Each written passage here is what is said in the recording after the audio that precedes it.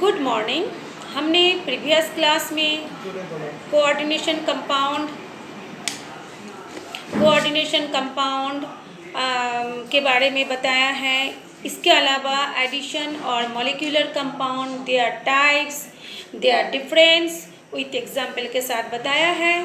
Today we are going to learn about nomenclature of coordination compound. Okay, तो ये nomenclature थोड़ा लेंदी है, इसलिए हमने इसको दो पार्ट में डिवाइड किया है। आज हम एक पार्ट बताएंगे, नेक्स्ट डे हम दूसरे पार्ट को या दूसरे रूल के बारे में बताएंगे। इन IUPAC सिस्टम में, international union of pure applied chemistry में, इसके नोमेनक्लेचर के कुछ रूल्स बताए गए हैं। उस रूल्स को फॉलो करते हुए हम इनका एग्जाम्पल के साथ वन बाय वन डिटेल्स में बताते जाएंगे। ठीक, तो फर्स्ट रूल है ऑर्डर ऑफ नेमिंग आयन। तो हमने पहले ही बताया है, जो कम्प्लेक्स कंपाउंड होते हैं उसमें क्या होता है, एक सेंट्रल मेटल आयन होता है और दूसरे धनायन और ऋणायनों से जुड़ करके एक संकुल का फॉर्मेशन करते हैं, यानी कम्प्लेक्स कंपाउंड का फॉर्मेशन करते हैं। इसमें धनायन भी रहते हैं, ऋणायन भी रहते हैं। ठीक, तो पहला जो रूल है, फर्स्ट पॉइंट है ऑर्डर ऑफ नेमिंग आयन। तो ये जो धनायन और ऋणायन से मिलकर के जो संकुल बनता है, तो उसमें जब हम उसका नामकरण करेंगे तो धनायन का नाम पहले आएगा या ऋणायन का नाम पहले आएगा। तो उसमें हम एक एग्जाम्पल से पहले देखना शुरू करेंगे। देखिए, हम फर्स्ट एग्जाम्पल एक दिए हुए हैं, CONH3 6Cl3। ठीक है, यहाँ पे C देखिए बड़ा है, O छोटा सा है, यानी उसको बोलते हैं कोबाल्ट। वो क्या है, सेंट्रल मेटल आयन है। उसके बाद देखिए NH3 6, ये क्या है, लिगेंड है। लिगेंड क्या करता है, जो हमने पहले ही बता चुके हैं, जो लोन पेयर ऑफ इलेक्ट्रॉन को सेंट्रल मेटल आयन को डोनेट करता है।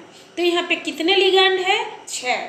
ठीक, और उसके बाद क्या है, क्लोराइड आयन है। तो ये जो स्क्वायर ब्रैकेट के अंदर है, यानी जो थर्ड ब्रैकेट के अंदर है, उसमें जो सेंट्रल मेटल आयन है वो होता है संकुल धनायन। ठीक है, और इसमें देखिए हमने लिख दिया है NH3 क्या है, लिगेंड है जिसका नाम है एमीन।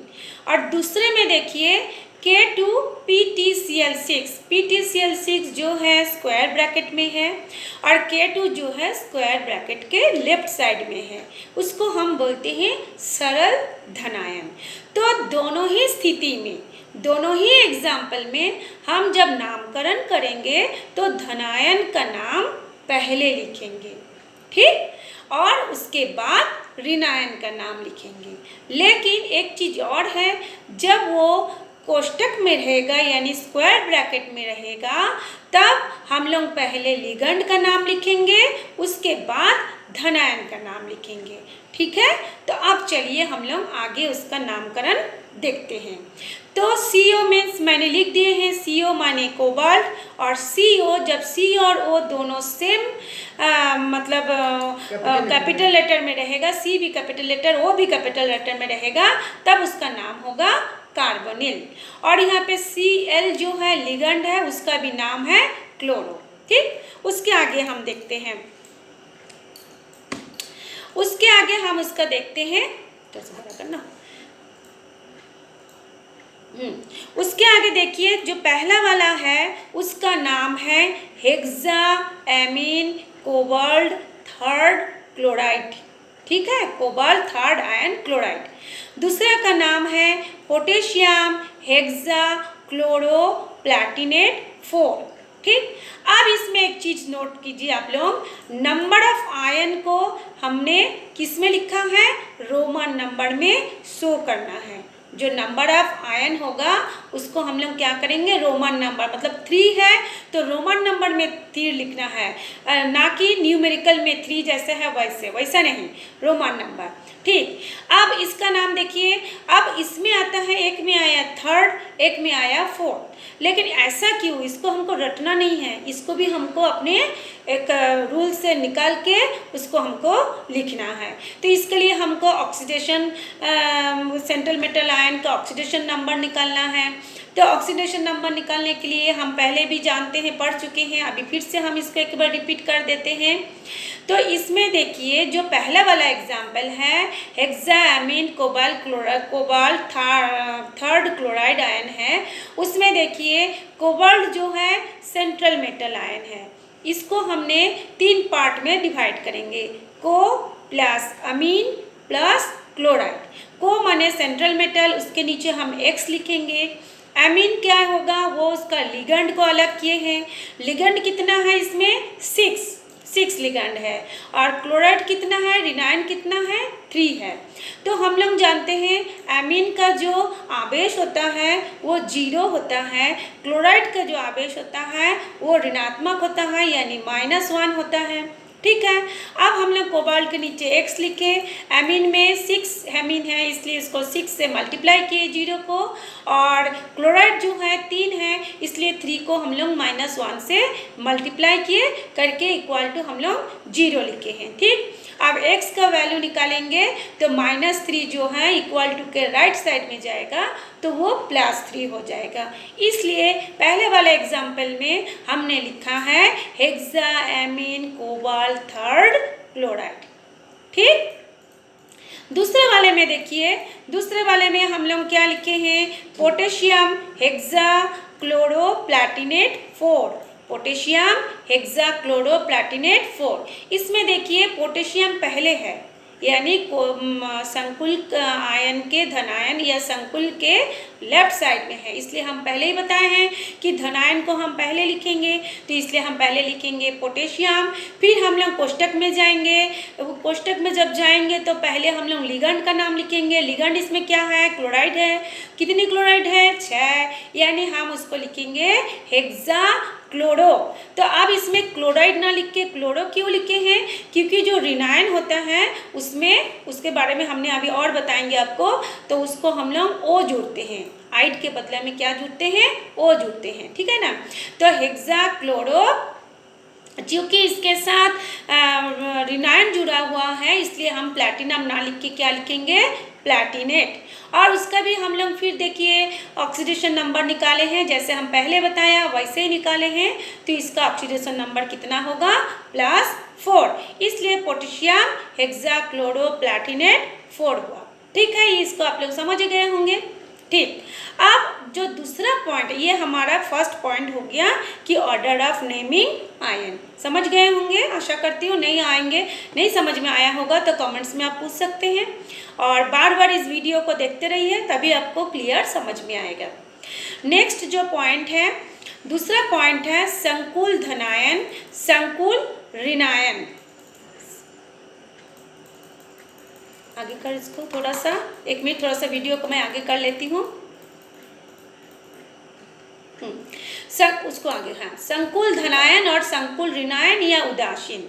एक एग्जाम्पल देखिए, हम लोग लिखे हैं कोष्टक में, लिखे हैं स्क्वायर ब्रैकेट में NiCO4, है ना, NiCO4।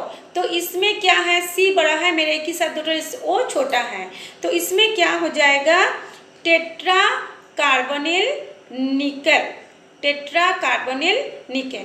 तो इसमें पहले लिगेंड का नाम लिखे हैं, लिगेंड क्या है, कार्बोनिल है, तो टेट्रा कार्बोनिल लिखेंगे। फिर धातु आयन का नाम लिखेंगे, धातु आयन क्या है, निकेल है, इसलिए इसका नाम हो गया टेट्रा कार्बोनिल निकेल। ठीक हो गया। फिर हम नेक्स्ट देखते हैं, जैसे हमने अभी जो जो बताया है वो देखिए, हमने बुक से भी उसका फोटो लेके कंप्यूटर में दिखा रहे हैं, उसको आप लोग देख सकते हैं। जो भी हम बताएं इसमें पूरा लिखा हुआ है, आपको घबराने की कोई ज़रूरत नहीं है। आगे नेक्स्ट हम लोग वीडियो को आगे बढ़ाते हैं। जो जो हमने बताया है वो पूरा है। ठीक है, अब हम लोग लिखेंगे नेमिंग ऑफ लिगेंड, ये नीचे नेमिंग ऑफ लिगेंड। ठीक है, नेमिंग ऑफ लिगेंड में हम लोग देखते हैं कि जो अभी हमने आपको बताया, यदि किसी लिगेंड के अंत में आइड है, IDE, IDE, ITE या ATE है, तो इसमें ई को लास्ट में सभी में देखिए ई है, IDE में भी ई, ATE में भी ई और ITE में भी ई है। इन सभी में ई को हटाकर हम लोग क्या करेंगे, ओ जोड़ेंगे। जैसे आइट के बदले में आइडो है, आइट के बदले में आइटो और एट के बदले में एटो होगा। ठीक है, तो ईडो जुड़ेगा, ओ मतलब एटो जुड़ेगा और ईटो जुड़ेगा। ठीक है, तो ये हटा हमने इसमें देखिए अंडरलाइन कर दिया, हाईलाइट कर दिए हैं रीना। अच्छा, इसके बाद देखिए हमने एक चार्ट बना के कंप्यूटर में लोड किए हैं, चार्ट बनाए हैं।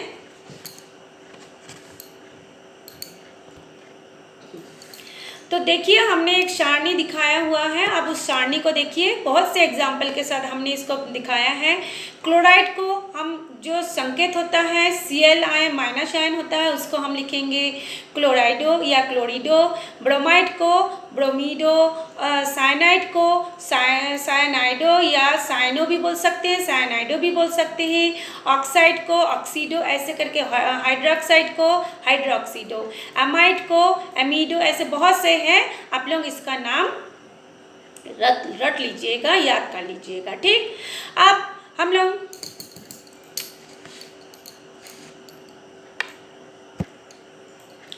अच्छा देखिए, इस तरह से हमने और भी कुछ एग्जाम्पल दिए हैं। ऐसे लिगेंड जिनके नाम के अंत में आइट अथवा एट होता है, उसका भी देखिए नाम दिया है। कार्बोनेट एट है तो उसका संकेत होता है CO3 2-, इसको हम लिखेंगे कार्बोनेटो। फिर होता है ऑक्सलेट, इसका संकेत होता है C2O4 2-, इसमें हम लिखते हैं ऑक्सलेटो।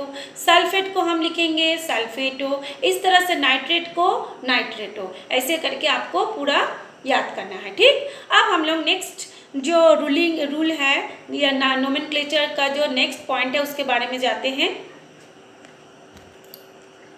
नेक्स्ट जो रूल है उसमें हम जानते हैं नेमिंग ऑफ न्यूट्रल लिगेंड्स, यानी उदासीन लिगेंडों के नाम। तो उदासीन लिगेंडों को नामित करने उनके नाम के अंत में क्या लगाते हैं हम लोग, वर्णमाला के किसी विशेष अक्षर का होना अनिवार्य नहीं है। जैसे कि मान लीजिए NH3 है, ठीक है, तो NH3 को हम क्या लिखेंगे, एमीन। H2O को हम लिखेंगे एक्वा, CO को लिखेंगे कार्बोनिल तथा NO को लिखेंगे नाइट्रोसिल। ठीक है, तो ऐसे करके हम इसके अलावा और भी जो कार्बनिक, ये तो था सारे हमारे अकार्बनिक लिगेंड के नाम। इस तरह से कुछ कार्बनिक लिगेंड भी होते हैं, जैसे कि फेनिल, वैसे फिनॉल से फेनिल, मेथेन से methyl, aniline, diamine, pyridine, triphenyl, phosphine etcetera वगैरह वगैरह वगैरह। ठीक, इसमें मैं एक चीज़ और बता देती हूँ, जैसे हम लोग जब नामकरण इसका लिखते जाएंगे वो हमेशा इंग्लिश अल्फ़ाबेट के स्मॉल लेटर में होगा और जो स्क्वायर ब्रैकेट के अंदर नाम होगा वो एक ही वर्ड में होगा, और बाकी जो धनायन या ऋणायन जो होगा स्क्वायर ब्रैकेट के लेफ्ट या राइट साइड में वो अलग अलग वर्ड में होगा। ठीक, और जो स्क्वायर ब्रैकेट में होगा वो हमेशा एक ही वर्ड होगा, चाहे वो बड़ा हो चाहे वो छोटा हो। ठीक, उसके बाद हम तीसरे पॉइंट में आते हैं, धनात्मक लिगेंडों के नाम, नेमिंग ऑफ पॉजिटिव लिगेंड। धनात्मक लिगेंड जैसे कि हम लोग देखते हैं एग्जाम्पल, धनात्मक लिगेंड भी होते हैं, ऋणात्मक लिगेंड भी होते हैं, उदासीन लिगेंड भी होते हैं। तो धनात्मक लिगेंड जैसे हम एग्जाम्पल देखते हैं NH2 NH3+, उसके नाम के लास्ट में क्या लगते हैं, यम लगता है, IUM, यम लगता है। जैसे NH2 NH3+, उसका नाम होगा हाइड्रोजीनियम, यम लगा ना, हाइड्रोजीनियम। या NO+ नाइट्रोसिलियम या NO2+ नाइट्रोनियम। तो धनात्मक लिगेंड के नाम भी आप लोग याद कर लेंगे। ठीक, अब लिगेंडों के नाम लिखने का क्रम, कैसे क्रम होगा, मान लीजिए स्क्वायर ब्रैकेट में बहुत सारे लिगेंड है, ठीक है। तो उसमें फिर हम कौन से लिगेंड का नाम पहले लिखेंगे, ये भी एक प्रॉब्लम है। तो उसके लिए भी एक IUPAC ने रूल बनाया है कि जो इंग्लिश अल्फ़ाबेट होता है उसमें जो अल्फ़ाबेट पहले आता है उसका नाम हम पहले लिखेंगे, उसके बाद जैसे जैसे आते जाएगा ऑर्डर हम वैसे वैसे नाम लिखते जाएंगे। तो पहले देखिए उसका हम एक एग्जाम्पल देते हैं। एग्जाम्पल है CONH3, मतलब ब्रैकेट में CONH3 Cl Na2 bracket close Cl। इसमें देखिए कितने लिगेंड है, 3, एक NH3, दूसरा Cl, तीसरा Na2, बाद में है रिनायन क्लोराइड। ठीक, तो अब इसका हम कैसे लिखेंगे, NH3 को हम as we know amine, Cl को क्या बोलेंगे, क्योंकि ये रिनायन है तो इसका नाम होगा क्लोरो, मैंने पहले ही बताया रिनायन में O जुड़ता है। NO2 है तो उसका नाम हो जाएगा नाइट्रो। ठीक, तो इसका क्रम भी हम जैसे इसमें तो क्रम में दिया हुआ है तो हम ऐसे लिखेंगे एमिनो क्लोरो नाइट्रो। और अगर क्लोरीन पहले होता एमीन बाद में होता तो भी हम एमीन का नाम ही पहले लिखते हैं। ये तो वर्णमाला के हिसाब से दिया हुआ है, इसमें कोई दिक्कत नहीं। लेकिन यदि वर्णमाला के हिसाब से नहीं भी दिया होता तो हमको भी इंग्लिश अल्फ़ाबेट के अकॉर्डिंग ही हमको उसको लिखना पड़ता। ठीक है, और भी कुछ कुछ, हाँ, इसके बाद आता है न्यूट्रल लिगेंड। क्या आता है, न्यूट्रल लिगेंड यानी उदासीन लिगेंड। उदासीन लिगेंड में सिर्फ अमोनिया यानी NH3 और H2O को छोड़ करके बाकी जितने भी अकार्बनिक लिगेंड आते हैं उसके लास्ट में YL जोड़ा जाता है, आइल, इसका नाम है आइल। जैसे NH3 को एमीन, H2O को एक्वा, सिर्फ यही दो को छोड़ करके बाकी जितने भी आएंगे सब में हम लिखेंगे आइल। तो देखिए हमने एग्जाम्पल में बताया है कि NH3 amine, H2O aqua, NO nitrosyl, CO carbonyl, SO2 sulphuryl या सल्फ्यूराइल, फिर ऐसे करके CS थायोकार्बोनाइल, ऐसे करके और भी आपका बहुत से एग्जाम्पल है। ठीक है, जो मेन एग्जाम में आता है हमने उसको हाईलाइट कर दिए हैं, बाकी सभी आपको जानकारी होना चाहिए।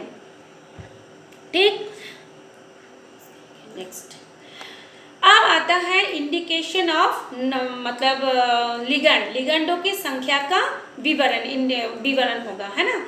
लिगेंड की संख्या, लिगेंड की संख्या में हम क्या लिखेंगे, संकुल में यदि एक ही प्रकार के लिगेंड एक से अधिक संख्या में हो, एक ही प्रकार के लिगेंड है, जैसे एमीन है तो 2 एमीन, 3 एमीन, 4 एमीन, एक से अधिक संख्या में उपस्थित है तो उनके नाम के पूर्व संख्या में हम लोग क्या करते हैं, एक संख्या सूचक शब्द को जोड़ा जाता है। जैसे कि यदि सरल लिगेंड है तो उनके नाम से पहले क्या लिखेंगे हम लोग, उनके नाम से पहले लिखेंगे 2 है तो डाई, 3 है तो ट्राई, 4 है तो टेट्रा, 5 है तो पेंटा, 6 है तो हेक्सा। ऐसे करके हम नाम जोड़ जोड़ के लिखते रहेंगे। ठीक है, फिर ये सब ऐसे करके हम लोग जोड़ करके उनको हम लोग लिख सकते हैं। लेकिन इस नियम के कुछ अपवाद भी है, एक्सेप्शन भी है, यानी कुछ जो है इस नियम से हट के भी है। उसको इसलिए हटाया गया है, IUPAC ने 2004 में इसमें कुछ रिफॉर्म किए हैं, संशोधन किए हैं। उसमें क्या है, उनके अनुसार जो ऋणायनिक लिगेंड होता है जैसे कि Cl- को, इसको क्लोरिडो, पुराना नाम क्लोरो के बदले में क्लोरिडो रखा गया है। कब से, 2004 से। हमने अपनी अब तक पढ़ा कि Cl को क्लोरो बोलते हैं तो उसका हो जाएगा क्लोरिडो। ठीक है, Br- जो ब्रोमीडो पुराना नाम है तो उसका Br को ब्रोमीडो, पुराना नाम क्या था, ब्रोमो था, जिसको हम ब्रोमीडो कर दिए हैं। आई को क्या कर दिए हैं, पुराना नाम आइडो था, उसका हम लोग आयोडियो कर दिए हैं। ठीक है, तो इस लिगेंड के नाम में स्वयं संख्या सूचक शब्द जैसे डाई, ट्राई आदि का उपयोग हुआ है। तब ऐसे लिगेंडों को संख्या प्रदर्शित करने के लिए हम डाई को बोलेंगे 20, यानी 2 के लिए होगा 20, 3 के लिए होगा ट्राई के बदले में होगा ट्रीस, ये संशोधन में हुआ है। और 4 होगा तो हम लोग पहले बोलते थे टेट्रा, अब हम बोलेंगे टेट्राकीस। 5 रहेगा तो पेंटाकीस, 6 रहेगा तो हेक्साकिस, ऐसे करके को जो है उसका प्रयोग किया जाता है तथा ऐसे लिगेंडों का नाम छोटे कोष्टक में लिखा जाता है। एग्जाम्पल के लिए देखिए, मैंने एक एग्जाम्पल दिखा रही हूँ। K3 फिर कोष्टक L फिर first bracket C2O4 bracket close 3 इसका नाम है। तो हम पहले ही बताए हैं धनायन का नाम होगा यानी पोटेशियम। फिर क्या होगा, लिगेंड का नाम होगा। कितने लिगेंड है, 3 लिगेंड है, 3 होगा तो ट्राई ऑक्सैलेटो। फिर क्या हो गया, एल्युमिनियम है तो क्या हो जाएगा, एल्यूमिनेट हो जाएगा। रिनाइन होता है तो एट जुड़ता है, एल्यूमिनेट। फिर इसका ऑक्सीडेशन नंबर निकालेंगे तो नंबर निकालना हमने आपको सिखाया है, उस हिसाब से आप निकाल भी सकते हैं, चाहे याद कर भी कर सकते हैं। थर्ड, ठीक है, थर्ड हो गया। फिर इसका दूसरा एक एग्जाम्पल है, देखिए इसमें है डाइक्लोरो 20 एथिलीन डाइएमीन। डाइक्लोरो 20 है, डाइक्लोरो मतलब इसमें 2 Cl है इसलिए डाइक्लोरो। इसमें देखिए En के बाद 2 है, En के बाद क्या है, 2 है। इसका पूरा नाम होगा, En का नाम होगा एथिलीन डाइएमीन। En का नाम क्या है, एथिलीन डाइएमीन। ये 2 है इसलिए इसका नाम हो गया 20। तो डाइक्लोरो 20 एथिलीन डाइएमीन, फिर सेंट्रल मेटल आयन कोबाल्ट, फिर इसका ऑक्सीडेशन नंबर 3rd, फिर बाद में भी एक दिया हुआ है सल्फेट। ठीक है, राइट साइड में है इसलिए संकुल का नाम लिखने के बाद में रिनाइन सल्फेट का नाम हम लिखेंगे। ठीक है, आज हम इतने ही तक बताते हैं और ये थोड़ी सी नया है आप लोगों के लिए। आप लोग इसको बार बार देखिए, वीडियो को बार बार समझिए और फिर कल हम इसका नेक्स्ट और भी कुछ रूल है उसके बारे में नेक्स्ट क्लास में बताएंगे। तब तक आप इसको याद कीजिए और कमेंट्स करके लिखिए समझ में आया है कि नहीं आया है। आज के लिए इतना ही तक, थैंक यू।